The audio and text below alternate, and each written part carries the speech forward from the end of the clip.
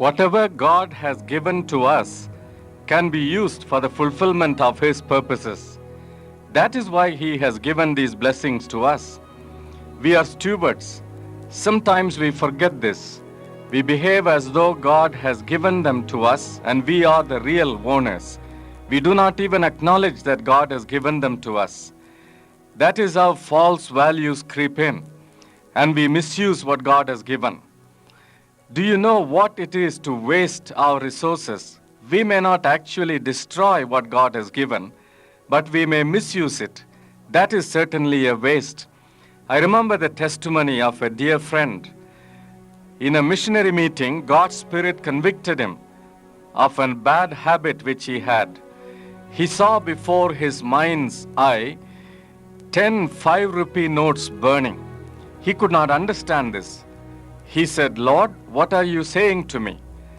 God said, "You are burning your money." The man replied, "I'm not burning my money. I'm not wasting it." And then God pointed out, "You are spending 50 rupees for your cigarettes every month. Yet, you are saying that you do not have any money to give for missionary work." Then the man realized that he was not using for what God has given for his purpose. Before that, if anyone would talk to him about his smoking habit, he would argue with that person. He had no time for that kind of a talk. But now when God was showing to him that he was not using his money properly, he immediately accepted it. From that time onwards, he decided to invest that money for missions. Our money gets bound, we misuse it. We may not destroy it, but we are using it for the purpose for which it is not intended. God has not given it for that purpose. This may be true of our job. Do you know that your job can be a great potential for God in missions?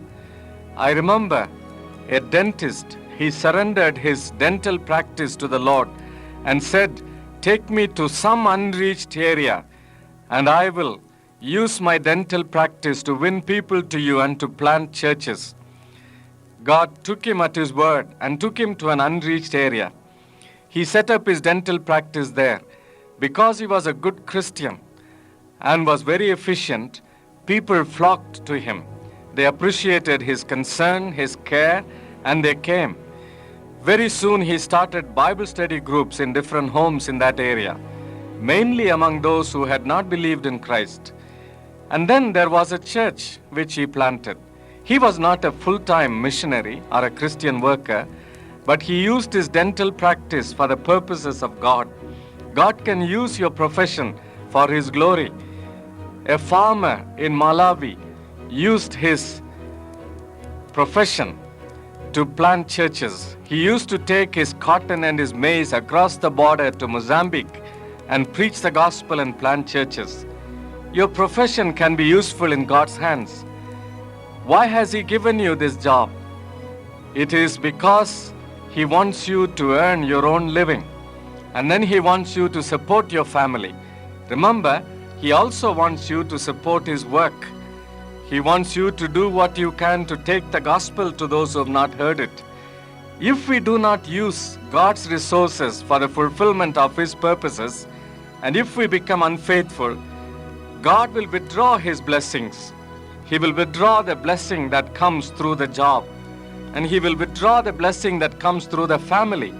There are some people who use the family as an excuse for not fulfilling God's missionary purpose. You are not obeying God because you are using your family as an excuse. Do you know that this can become a curse and God will withdraw His blessing on the family? A family can be a tremendous asset in the cause of missions. Think of the parents who dedicate their children for missionary service. On the other hand, there are parents who are a stumbling block in the life of their children. They do not allow them to do God's will. When a young man wants to go out for missionary service, the parents hinder him. They say, "You should not do that. We will not be pleased if you do that." And so they stand in his way of doing God's will. I remember a mother who dedicated the child in her womb to be a missionary to Nepal. God answered her prayer, gave her a boy. She brought him up in the fear of the Lord and in the nurture of Christ. He accepted Christ as his personal Savior. Later, he responded to the call of God. He was the first Indian missionary to go to Nepal with the gospel. Yes, God can use your family, your children in the cause of missions. But if we withhold them from God's purpose and from fulfilling his missionary calling, then we become unfaithful. God will withdraw his blessings. This is what he told the people of Israel. They became a useless vessel among the nations. They became unfaithful. Their unfaithfulness had consequences. One of the consequences was the withdrawal of his blessing. Look at Hosea chapter 2 and verses 8 and 9. She did not know that it was I who gave her the grain, the wine, and the oil, and who lavished upon her silver and gold which they used for Baal. Therefore I'll take back my grain in its time, and my wine in its season, and I will take away my wool and my flax, which were to cover her nakedness. Did you notice how God says that he will take back what he had given to her? His grain, his wine, and his wool and his flax. She thought they were given by other gods. She did not even acknowledge that God had given these to her. So God says now he would withdraw them. In Malachi chapter 2, we read this in verse 2. If you will not listen, if you will not lay it to heart to give glory to my name, says the Lord of hosts, then I will send the curse upon you, and I will curse your blessings. Indeed, I have already cursed them because you do not lay it to heart. God says he will curse our blessings. What does that mean? The very things which he has given as blessings will turn out to be curses. Does this not happen with regard to your job? If you are not fulfilling God's purpose through your job, very soon you are frustrated and you do not have any fulfillment. And not only that, your working place becomes a place full of problems for you. You wonder why it is that all of a sudden in your job, in your business, and in your profession, you do not have the same joy and same fulfillment. It may be because you are not fulfilling God's purpose through that job. Will you remember this? I know that many of you friends are praying for missions and missionaries. Praise God for this. But there may be others listening to me who do not have any involvement outside of yourself. If so, remember, the very blessings that God has given to you may turn to be curses. This can be true even of the family life. Because you have made an idol out of your wife or your husband or your children, you find that there is no peace in the family. You wonder why. You are asking why suddenly your family life has become such a thorn in your flesh, and it has led to all sorts of difficulties and problems. It may be because you are not fulfilling God's purpose through your family life. You are not linking your family with God's missionary purpose. You have held on to it selfishly, and it has become the breeding ground for problems. God will also withdraw his presence if we are not faithful to his missionary purpose. When this happens, when God withdraws his hand, then something else happens. There are other things that take up the place. They fill the vacuum. And this is true. And that is why our Lord said this in that parable, which you find in the Gospel of Matthew chapter 12. In Matthew chapter 12 and verse 43 we read, when the unclean spirit has gone out of a man, he passes through waterless places, seeking rest, but he finds none. Then he says, I will return to my house from which I came. And when he comes, he finds it empty, swept, and put in order. Then he goes and brings with him 7 other spirits more evil than himself, and they enter and dwell there. And the last state of that man becomes worse than the first. Yes, we can never be just idle and empty and vacant. There must be something occupying us. If God's purpose is not controlling us, if it is not occupying us, then other things occupy our attention and our interest. When God withdraws his blessings and his presence, there are other spirits that take over. Evil takes over. And that is what happened to Israel. Israel was possessed by a spirit of unfaithfulness. You find this in Hosea chapter 4, verses 12 and 13. This is a part of the judgment. God removes his hand, then other spirits, evil spirits, take over. Look at verse 12 of Hosea 4. My people inquire of a thing of wood, and their staff gives them oracles. For a spirit of harlotry has led them astray, and they have left their God to play the harlot. Did you note here the spirit of harlotry is mentioned? And then in chapter 5 and verse 3, the last part says, O Ephraim, you have played the harlot. Israel is defiled.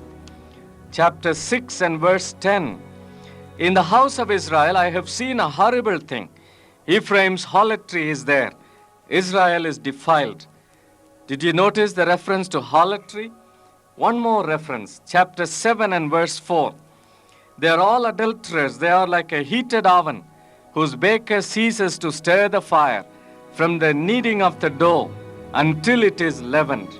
The spirit of harlotry has taken over, the spirit of unfaithfulness. When we are not faithful to God, then unfaithfulness becomes a pattern of life. It begins to control our lifestyle. Unfaithfulness then creeps into all our relationships. We become unfaithful in our marriage relationship. We become unfaithful in business relationships and in all other relationships. How did this come? Because we gave in to false values and our priorities and goals became wrong. We had no time for God and His work. Little by little, we became unfaithful in our relationship to Him. Soon, unfaithfulness has come into all other areas of life. The prophet Malachi points out this. In Malachi chapter 2 and verse 10, have we not all one Father? Has not one God created us? Why then are we faithless to one another, profaning the covenant of our Father? Notice he talks about being faithless to one another. When the covenant with God was broken, the covenant was being broken at every other level. Even in the home, the marriage covenant was being broken. And so he points out in verses 13 to 16 how the relationship between the husband and wife was affected because unfaithfulness has crept even into the sacred of all relationships, the marriage relationship. The spirit of unfaithfulness takes over. The spirit of adultery and harlotry takes over when we become unfaithful to God. Then secondly, the spirit of untruthfulness takes over. It begins to control us. We become untruthful, false, and we are not able to tell the truth. We cover ourselves with deceit. This is what happened to the people of Israel. Look at Hosea chapter 7 and verse 1. When I would restore the fortunes of my people, when I would heal Israel, the corruption of Ephraim is revealed, and the wicked deeds of Samaria. For they deal falsely, the thief breaks in, and the bandits raid without. Notice, they deal falsely. In all of their dealings, there is no truthfulness, no honesty. In their speech, in their actions, and in all of their business dealings, even in the most intimate of relationships, the family relationship, there is lying and cheating. And then look at chapter 10 of Hosea, verse 2. Their heart is false. Now they must bear their guilt. The Lord will break down their altars and destroy their pillars. The heart became false because they forgot to fulfill God's missionary purpose. They deliberately turned away from fulfilling God's missionary purpose. Do you know, my friend, it's not easy to disobey God. If He is calling you to serve Him in full-time Christian service, and if you turn your back on that call, the spirit of unfaithfulness and the spirit of untruthfulness may take over. You can never be the same again. Every step in your life from then on is a downward step.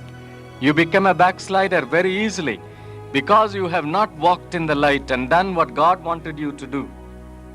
And then look at Hosea chapter 11 and verse 12. Ephraim has encompassed me with lies, and the house of Israel with deceit. But Judah is still known by God and is faithful to the Holy One. In their relationship with God, deceit has come. They have surrounded God with lies, or in other words, they were not truthful towards God. They were not walking in the light. They were not telling Him the truth. When that happens, how can God meet your need? He cannot even forgive you because you are not accepting your sin. You are not truthful to Him. How easily this can happen. When God's purposes are not fulfilled, when we do not give ourselves wholly to Him, then we slide back. Obedience to God's will is not just one among many options. There is no alternate to that. Either you do God's will and fulfill His purpose, or you backslide. The spirit of untruthfulness takes over. This happened even in the life of David. God had appointed him to be the ruler of His people. But during the time of war, when all other kings went to war, David stayed home. He was lazy and slothful. He was not fulfilling God's purpose. As a result, he fell into sin. That's what we read in 2 Samuel chapter 11. He fell into immorality and committed adultery with Bathsheba. Look at what happened to him then. In Psalm 51 verse 6, "Behold, thou desirest truth in the inward being. Therefore teach me wisdom in my secret heart." Two things had happened to him. Falsehood had come in. Falseness has come in. Foolishness has come in. So he was asking God to give him truthfulness in the inward parts and to teach him wisdom in his secret heart. The spirit of untruthfulness takes over when we are not faithful to God. It is not easy to be unfaithful. There are consequences. So we must turn to Him and ask Him to forgive us for not fulfilling His missionary purpose. Will you do that?